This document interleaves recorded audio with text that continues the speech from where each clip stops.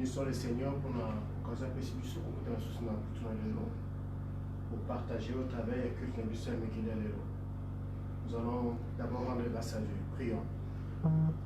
Éternel, nous te rendons grâce pour cette opportunité pour le précipitation Yahweh pour au travers de la culte pour le Seigneur. Nous bonnes au Seigneur pour la bande pour la biso. Nous avons de manière indifférée aux ala au simba au kolobela afin que chacun attire ce qui est de meilleur. Tout pamboli on a nyonso la commune sumasia. Amen.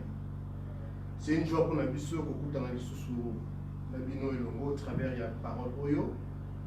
Vous êtes sans ignorer que le mois de mai a toujours été un mois de la famille quand on a SCJ et nous n'allons pas sortir de cette logique. Et ce soir, le Seigneur nous a mis à cœur de partager pendant quelques minutes autour du thème les confinements, une opportunité d'unir sa famille. Les confinements, une opportunité d'unir sa famille.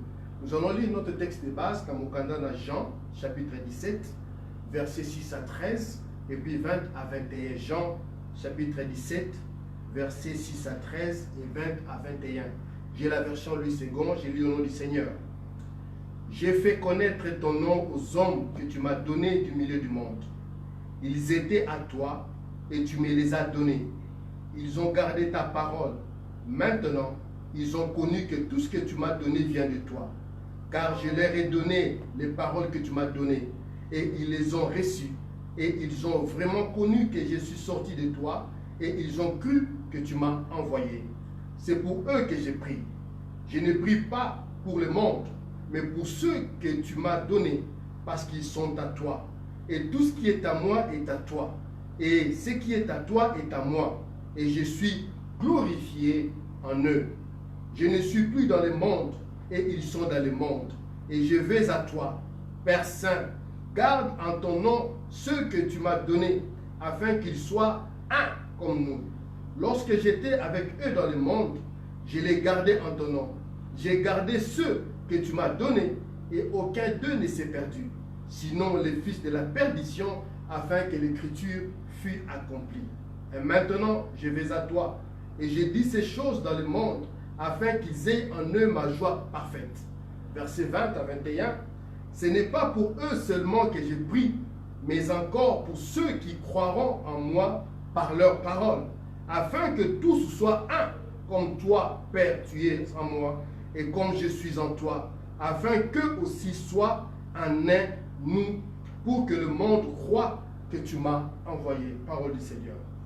C'est vraiment une opportunité pour partager autour du thème, parce que quand tu lis ces passages, tu vas te rendre compte que la force du peuple de Dieu, c'est l'unité. L'unité joue un grand rôle. L'unité est une force. C'est vrai que de nos jours, l'unité est perçue différemment parce qu'on trouve parmi nous-mêmes des distinctions, on trouve des différences qui ne devaient pas avoir lieu et pourtant, c'est ça la réalité. Donc, malgré cette différence, malgré nos réalités différentes, il est important pour nous de nous focaliser sur ce qui est plus important, c'est l'unité. Et je suis venu dire ce soir à quelqu'un que les confinements que Dieu a permis, ce n'est pas en vain. Je suis certain et convaincu que c'est pour notre bien. C'est pour renforcer cette unité que lui-même a dû parler. Vous savez, quand vous lisez encore Moukandana Jean, le chapitre 11, 51-52, là on nous montre que Jésus-Christ est venu pour rassembler en un les enfants de Dieu dispersés. Donc, un des objectifs principaux de Jésus, c'était de rassembler les enfants de Dieu. C'était de rassembler les rachetés, afin que ça soit un. Donc, moi je pense que ce confinement est venu effectivement dans cette ligne de conduite que Dieu a tracée, afin que nous puissions expérimenter une autre dimension d'unité. En fait, c'est quoi l'unité? Quand tu lis le dictionnaire, tu vas te rendre compte que ça se définit de plusieurs manières, mais avec un seul point commun. C'est-à-dire, c'est un état de ce qui est un, ou encore un caractère de ce qui est considéré comme formant un tout dont les diverses parties concourent à constituer un ensemble indivisible. Donc, quand on fait allusion à l'unité, on fait allusion à un ensemble indivisible. Ou encore, on peut définir cela comme un caractère de ce qui est commun à plusieurs, qui est identique pour plusieurs personnes. Vous mettrez d'accord avec moi que dans sa définition, il y a un élément important. C'est une vie d'ensemble. Quelque chose où plusieurs personnes sont identiques. Et on ajoute un élément très important, indivisible. Vous savez, à la lumière de cette définition, là, passant au temps qui a Jean 11, 51, 52, vous serez d'accord avec moi que l'unité fait partie des objectifs principaux du Seigneur. Car elle est très importante. Nous devons savoir que l'unité est une puissance. L'unité est une puissance. À l'exemple de ce passage de Genèse chapitre 11, où on nous parle de l'histoire de la tour de Babel. On nous raconte qu'ils étaient ensemble, sous la conduite du roi Nimrod. Ils voulaient bâtir une tour qui devait toucher le sommet. Mais pour deux raisons. Un, ils voulaient se faire un nom, mais également ne pas se disperser sur la terre. Donc, la tour de Babel avait des objectifs, se faire un nom et ne pas se disperser. C'est vrai qu'il y a eu des problèmes parce que l'intention était l'orgueil, c'est pourquoi Dieu avait décidé de disperser. Mais quand tu lis ces passages, tu vas te rendre compte que même Dieu sait. Et j'aime répéter cette partie. Il dit dans le verset 6, ils forment un seul peuple et ont tous une même langue. Et c'est là ce qu'ils ont entrepris. Maintenant, rien ne les empêcherait de faire tout ce qu'ils auraient projeté. Donc, même Dieu reconnaît, quand les hommes sont unis, rien ne peut les résister. Rien ne peut les résister. Donc, l'unité est une force. L'unité est une puissance. Et dans ce passage de Genèse 11, je peux tirer deux préalables ou encore deux volets importants de l'unité. À savoir, il faut former un seul peuple, mais surtout avoir une même langue. On peut prétendre être unis, on peut prétendre être ensemble, mais si nous ne formons pas un seul peuple, on ne peut pas prétendre d'être unis. Comme on le veut. Mais l'unité, parce que c'est bizarre, il y a deux choses importantes. D'abord, tous un seul peuple, ensuite, tout une seule langage. Et une seule langue. Donc, que tout le monde a Makambu de la même manière. C'est vrai que de nos jours, ils ont comme de plus en plus une denrée rare. Je me rappelle encore de cette histoire qui voulait illustrer un peu les comportements du Congolais. Malheureusement, c'est vraiment ça d'actualité. Il me raconte, il dit, ça c'est pas social, où on représente chaque pays par une marmite. On nous dit qu'on pose la question à l'ange, mais on voit plusieurs marmites. À côté, la marmite est couverte, va finir qu'on finit coup et va te garde. Mais bah mon insou mon kuna et ça n'a fini goûter ça la garde. Bah Tony, mais pourquoi tu connais ça? Non, tu connais ça RDC. Pourquoi? Parce que ils se surveillent entre eux. Ils se surveillent entre eux. Donc parce que la poste à garde ils se surveillent. Ça signifie quoi? Ils ne sont pas unis pour un objectif, mais chacun veille sur son compte. Vous savez, j'ai toujours été malheureux quand je sors du pays pour visiter nos frères congolais qui sont en dehors du pays, que ce soit en Afrique du Sud ou aux États-Unis ou en Europe. Une des communautés mal organisées, c'est la communauté congolaise. Pour la simple raison, ils n'ont pas l'objectif d'être ensemble pour bâtir quelque chose. Soko ya bandi, au bandi ponanini, ya zolaksanini, ya ebinini. Pourtant, ils ne commencent rien. Ceux qui moninga bandi, ils sont contre. Voilà un peu ce qui déstabilise notre pays. Voilà en fait ce qui déstabilise aussi la famille. Malheureusement, cette façon de voir les choses est quotidienne à Bota. Au comment on a avancer, au lieu de sujet, il y a un sengo. Au lieu de sujet à rendre gloire dans Nzambe, et comme sujet, il y a problème. Pourquoi ça va le bosso? Pourquoi ça va le bosso? Et ça, c'est un comportement purement congolais qui est un comportement à décrier, un comportement qui ne cadre pas avec l'unité que prône Jésus-Christ, l'unité que Christ est venu pour nous le donner. Vous savez, j'ai toujours été très intéressé par les Pakistanais. Quand ils viennent ici, ou les Nigériens, au moment de travailler à Kinshasa, il n'y a rien. Parce que tu as 6 mois, 1 année, 2 ans après, à comme patron. Malheureusement, ce n'est pas ça la philosophie congolaise. Ensemble, c'est pour se détruire mutuellement. Bien-aimé, j'aimerais rappeler à quelqu'un ce soir, Christ est venu afin de nous unir. Christ est venu afin que nous soyons un. Christ est venu afin que nous puissions voir les choses dans la même direction. Parce que c'est ça la force. D'ailleurs, vous convenez avec moi, beaucoup de pays ont comme devise l'union fait la force. L'unité. Parce qu'ils ont compris, une seule personne, tu ne peux rien. Une seule personne, tu ne peux rien. Mais plusieurs, vous pouvez quelque chose. Donc, il est important pour nous de comprendre que ce temps de confinement n'est pas une punition, mais au contraire, une opportunité. Une opportunité, où Nzambe azali ko pesa na biso mabota, to bakisa mwa dimension mosusu ya unité, to bakisa mwa dimension mosusu ya considération, to bakisa mwa dimension mosusu ya bolingo, to bakisa mwa dimension mosusu ya koyeba comment se prendre en charge. Nous n'avons peut-être pas le temps. Vous savez combien de temps nous passons en dehors du pays ou en dehors de la maison, voudrais-je dire. Nous passons plus du temps dans la Wenze, dans le bureau, dans la caisse Saint-Jacob. Mais on a très peu de temps que nous consacrons dans nos familles. Et pourtant, la famille demeure la cellule de base. Si nous avons des familles fortes, on aura une nation forte, on aura des églises fortes, on aura un monde fort. Mais si nous avons des familles détruites, faibles, et nous aurons, on ne peut que se plaindre. Voilà pourquoi nous sommes en train de nous plaindre, la société est en train de mourir, simplement parce que nos familles sont affaiblies. Et moi je pense, et je suis convaincu, que Dieu a permis ce temps pour nous aider à comprendre que la cellule de base a besoin des renforts. La cellule de base a besoin d'un coup de pouce pour aller de l'avant. Vous savez, quand nous avons des couples unis, qui forment des familles unies, nous aurons aussi des enfants qui reproduisent les modèles qu'ils ont vus et connus. Les enfants, Dieu les a donné une autre capacité. Ils apprennent plus par la pratique que par la théorie. Tu peux beau parler comme discours, tu peux beau enseigner, mais si les enfants ne trouvent pas en toi ce que tu dis, alors ils ne feront jamais ce que tu dis. Ils feront ce que tu fais. Donc, ça signifie que quand nous avons des couples sérieux, unis, les enfants vont copier. Quand eux aussi seront des couples, des responsables, ils vont répercuter la même chose et nous aurons de génération en génération des hommes et des femmes qui ont compris que la famille est une force, que la famille fait la force et la joie du Seigneur.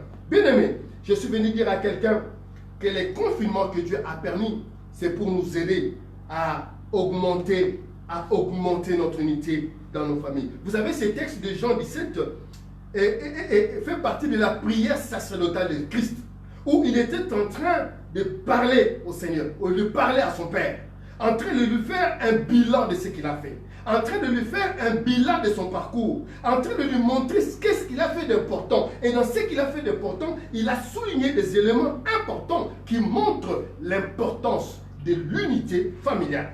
Quand tu lis le verset 11, tu vas te rendre compte, il dit dans le verset 11, l'unité fait appel à la relation d'enfant avec le Père. Un des points que nous avons dans nos familles, c'est que tu vois les enfants qui se comportent comme des parents qui se comportent comme des enfants. Et il y a la confusion. Dans une telle confusion, on ne peut pas voir la main de Dieu, on ne peut pas voir l'unité avancer. Parce que Dieu a établi des choses. Dans l'unité, il y a des uns qui doivent jouer le rôle de père, il y a des autres qui doivent jouer le rôle des enfants. Quand il y a cette relation qui est respectée, vous allez voir que ces familles-là sont différentes. Donc, qu'est-ce que souligne cela? Que dans une famille, les rôles des uns et des autres doivent être bien définis.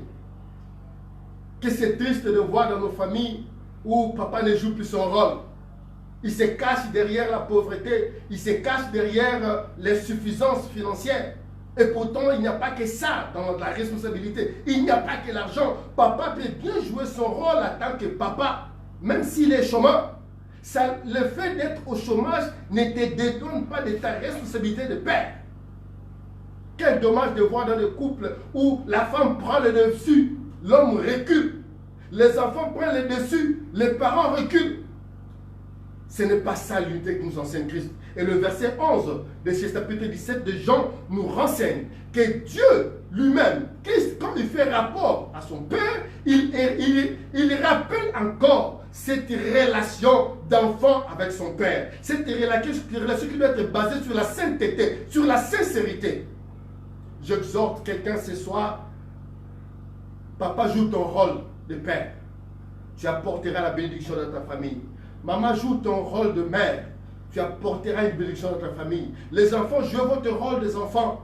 Ça apportera la bénédiction dans la famille. Et ça va permettre que cet amour, cette unité, qui est une puissance, puisse apporter quelque chose d'utile dans nos familles. Quand tu lis encore le verset 21 et le verset 23 de ce chapitre 17 de Jean, tu vas te rendre compte qu'un des éléments importants que Christ insiste, c'est que l'unité, notre unité est un témoignage pour le monde. Ça signifie quoi? Le monde nous regarde. Comment est-ce que ces chrétiens, comment est-ce que ces gens qui prétendent être la lumière et le sel du monde se comportent? Le monde nous regarde. Comment est-ce que ceux qui prétendent être attachés à Jésus-Christ se comportent? Notre manière de se comporter en tant que famille, notre manière de se comporter vis-à-vis des uns et des autres est un témoignage. Bien-aimé, j'aimerais te dire ce soir, fais attention la manière dont tu te comportes. Fais très attention. Ce que tu poses comme acte. Fais très attention. Ce que tu parles, ce que tu prononces, ce que tu murmures.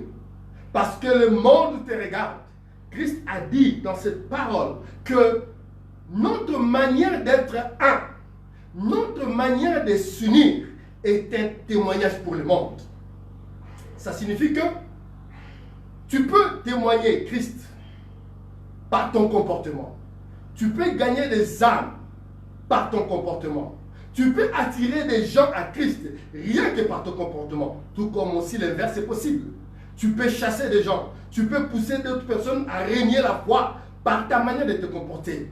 Papa, maman, comment te comportes-tu? Est-ce que ton comportement attire les gens vers Christ ou ton comportement repousse les gens? Enfant, comment te comportes-tu? Est-ce que ton comportement attire tes amis à Christ ou pousse les gens à renier la foi? Je suis venu dire à quelqu'un ce soir que Christ veut que ton comportement puisse aider. Christ veut que ton comportement puisse agir. Vous savez, je n'oublierai jamais ça. Il y a quelques années, j'étais dans le Bandundu où nous avons rencontré une famille merveilleuse qui nous hébergeait. Nous avons toujours été très impactés par le comportement de ce couple. Et Yebanaki, Soko Solena Mobali na Mopandi, sans que moi c'est Yeba, Oko Solena moi c'est Mopandi, tu auras la même réponse.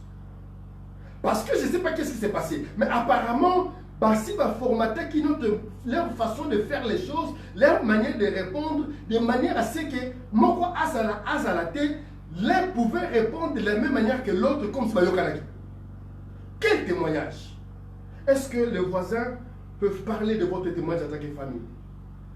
Ou les voisins considèrent que votre famille est une insulte, ou est une occasion de chute, ou est une bakou, ou est tonga, ou est influencer négativement Batou. Bien aimé, je suis venu te dire ce soir que Christ, dans ce passage de Jean 17, t'exhorte par ton comportement à attirer, par ta manière d'être uni dans ta famille et attirer Batounaye, Batou va témoigner qu'effectivement Christ est dans sa vie. Je voulais parler de 3 choses importantes. Comment alors cette unité de la famille pendant cette période de confinement ou après même le confinement doit se manifester? J'ai retenu 3 niveaux de manifestation de l'unité. Comment est-ce que cette unité que je suis en train de parler doit se manifester dans nos familles? C'est vrai que c'est belé, mais il y a 3 choses que retenir qui attention que le Seigneur m'a mis à cœur de partager avec toi ce soir. Comment l'unité se manifeste? Premièrement, l'unité doit se manifester au niveau de la foi. L'unité de la foi. Quand tu lis les versets 12 et 13, c'est clair. C'est très clair. Ça signifie que nos actions à mener doivent être pour l'unité de foi. Ça signifie quoi? Ça signifie que nos pensées, nos désirs, nos actions doivent être fixés sur Christ, pas sur autre chose. Une famille qui a ses pensées, Une famille qui a ses actions fixées vers Jésus-Christ va expérimenter l'unité de la foi. Et cette famille sera différente. Bien aimé, j'aimerais donner quelques exemples d'unité de la foi. Ça signifie quoi? Quand tu lis ces versets 12 et 13, il y a Jean 17, tu vas te rendre compte que Christ souligne quelques aspects très importants. Aspect Bossalobi, nous avons le devoir de veiller afin que personne ne se perde. Christ dit, Père, je suis venu, je les ai gardés et personne ne s'est perdu si ce n'est que les affaires de perdition. Donc il y a certaines personnes dans nos familles, oh, ceux qui vont bungi, ça n'a rien à voir avec toi. Tu as fait ta part. Ce qu'Abungi, la Bible dit, c'est que ça fait partie de l'accomplissement de l'écriture. C'est-à-dire, pour lui, Christ avait destiné Yé Nakobunga. Ce qui est important, c'est que chacun de nous doit faire ses rôles. Ça signifie quoi? De veiller les uns sur les autres. C'est ton rôle de veiller sur tes parents. Ce n'est pas un péché de conseiller tes parents. Ce n'est pas un péché de rappeler à l'ordre de ses enfants. Ce n'est pas un péché de rappeler à l'ordre de ses parents. Pourquoi? Nous sommes un ensemble. Nous sommes une force. Quand tu laisses l'autre aller dans la perdition, aller na katina lisumuko bunga totalement, tu contribues aussi. Et je reviendrai sur ça un peu plus tard, quand je parlerai sur l'autre volet de l'unité. Nous avons ce devoir de veiller les uns sur les autres afin que nous tabongate. Vous savez, nous passons des temps compliqués avec ce confinement où nous sommes obligés à rester des longueurs de temps est belé devant ma télé, devant ma téléphone. Mais nous ne savons pas ce qui se passe avec les enfants. Nous ne savons pas également ce qui se passe avec les parents. Donc, il est important pour nous de veiller à ce que personne ne se perde pendant ce confinement. Peut-être qu'on dit Mayamo Kelembi, mais tu as le devoir de jouer ce rôle-là, de veiller afin qu'il ne se perde pas. Deuxième volet, toujours il y a unité de la foi. Et c'est aussi notre rôle de veiller à ce que la joie soit parfaite. Et ça, c'est bien défini dans verset 13. Il y a Jean 17. C'est notre rôle de veiller à ce que la joie soit parfaite dans nos familles. Que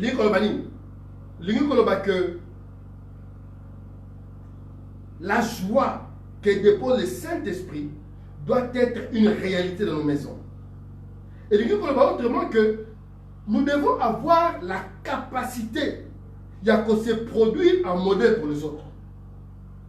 Il y a certaines choses où nous a créé différemment. Point fort, il y a Oyo, et point faible, il y a eux. Là où l'un est faible, l'autre est fort. Voilà pourquoi l'unité est importante. Pourquoi? Quand l'un est faible, celui qui est fort peut le soutenir. Peut le soutenir afin qu'à tes mains. Et c'est notre rôle. Et nous devons l'expérimenter dans le moment aussi de prière familiale. Combien de familles tiennent leur culte familial? Combien? Combien de familles respectent ces recommandations de l'Église? Combien de familles se produisent en modèle? Combien sont capables d'apporter une parole d'encouragement? Combien sont capables d'être positifs? Même quand rien ne marche, on doit être positif. Et il est important pour nous, en tant qu'enfants de Dieu, d'avoir cette unité de foi. Parce que quand on est unis sur le plan de la foi, Christ est au centre et les choses vont marcher. Deuxième volet, ou encore deuxième niveau, c'est l'unité de l'esprit. Je parlais d'abord de l'unité de la foi, maintenant j'aimerais parler un peu de l'unité de l'esprit. Quand tu lis Ephésiens chapitre 4, versets 1 à 4, tu vas voir au travers de ce passage que Paul est clair. Paul insiste que nous puissions avoir un même esprit. Cela signifie quoi? Que chacun de nous doit s'efforcer à conserver l'unité qui est dans l'esprit. Bien-aimé, cela signifie que nous avons une certaine responsabilité. Chaque chrétien a une responsabilité de se produire. Et j'aime ce passage, tu lis, Paul utilise le terme « efforcez-vous ». Ce qui signifie que ce n'est pas facile. Ce qui signifie que nous allons rencontrer des obstacles. Nous allons rencontrer des différences. Nous allons rencontrer de présomption. Nous allons rencontrer tas de problèmes. Mais ce qui est important, Paul insiste, efforçons-nous. Car l'unité de l'esprit est conditionnée par la paix qui nous lie les uns aux autres. Chacun doit travailler. Chacun doit travailler. Chacun doit insister afin que nous puissions marcher avec un même esprit. Parce que si nous ne marchons pas avec un même esprit, eh bien, nous sommes voués à l'échec.